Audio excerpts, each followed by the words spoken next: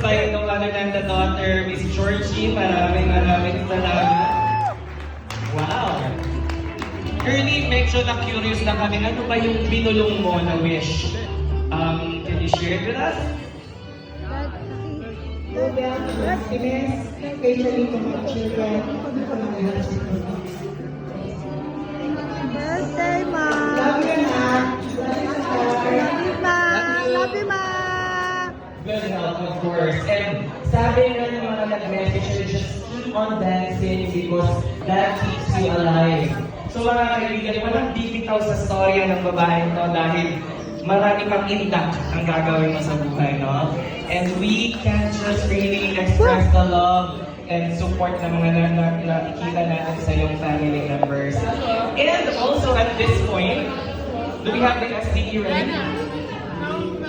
Mamaya, after this segment na to, mapapanood po natin on the big screen kanina mula pagputok ng araw from sunrise to sunset. We will get to watch sino yung mga nahakyawan ng kamerang pinakamasaya na guest ngayong araw na ito, sinong naging emotional.